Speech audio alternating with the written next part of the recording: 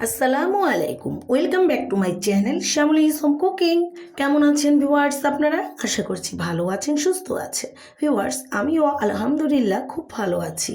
Viewers, আমি আপনাদের সাথে আজ এমন একটি রেসিপি শেয়ার করতে এসেছি যা হচ্ছে খুব সহজেই আপনারা ঘরেই তৈরি করতে পারেন, কাস্টার্ড পাউডার। আর এই কাস্টার্ড পাউডার কীভাবে তৈরি করবেন তাই আমি দেখাবো। ভিডিওটি দেখার আগে ভিউয়ার্স, যদি ভালো লাগে তবে অবশ্যই লাইক দিবেন। ভিউয়ার্স, আমি এই কাস্টার্ড পাউডার তৈরি করার জন্য যা নিয়ে নিয়েছি তা হচ্ছে চিনি। এখানে হাফ কাপ চিনি আমি নিয়ে নিয়েছি। এই চিনিকে এখন আমি ব্লান্ড করে নিব। তবে আপনারা যদি কেউ ব্লান্ড করতে না চান তাহলে আইসিং সুগারও ব্যবহার করতে পারেন। এবারে চিনিটাকে আমি ব্লান্ড মেশিনে নিয়ে নিচ্ছি। কাপের মধ্যে ঢেলে আমি এখন এটিকে ব্লান্ড করে নিচ্ছি।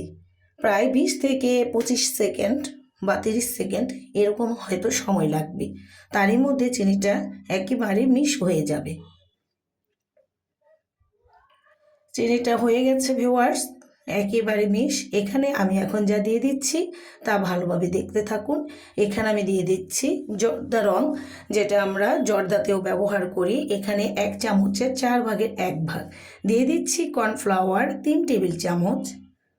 আরও দিয়ে দিব এখানে 3 টেবিল চামচ পাউডার গুঁড়ো দুধ। যে কোনো দুধ আপনারা এখানে ব্যবহার করতে পারেন। আমি এখানে ডিপ্লোমা দুধটাকে ব্যবহার করেছি। এখন দিয়ে দিচ্ছি এর মধ্যে ভ্যানিলা এসেন্স সামান্য পরিমাণ, খুব বেশি দিবেন না। এবারে আমি সবগুলো উপকরণ একসাথে আবার ব্লান্ড করে নেব কিছুটা সময়, 30 সেকেন্ড কিংবা বড়জোর 1 মিনিট, তার বেশি নিতে হবে না। এরই মধ্যে তৈরি হয়ে গেল আমাদের কাস্টার্ড পাউডার। দেখুন, কাস্টার্ড পাউডার তৈরি হয়ে গেছে। এবারে আমি এটি আপনাকে ঢেলে দেখাচ্ছি। নিয়ে নিচ্ছি একটি বাটিতে ঢেলে নিচ্ছি সবটুকু কাস্টার্ড পাউডার।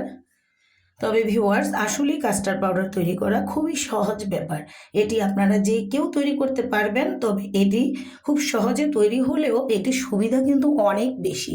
তৈরি করে যদি এয়ারটাইট বয়মে রেখে দেন তাহলে যখন তখন, বিশেষ করে বাচ্চাদের জন্য খুবই পুষ্টিকর একটি খাবার তৈরি করে খাওয়াতে পারেন। আর এখানে আমিও এয়ারটাইট ঢাকনা দিয়ে ঢেকে রাখছি।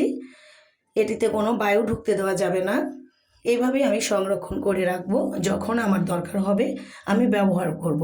তো ভিউয়ার্স, এর পরবর্তী ভিডিওতে আমি আপনাদের দেখাবো কিভাবে কাস্টার্ড তৈরি করে। আমাকে সময় দেওয়ার জন্য ধন্যবাদ।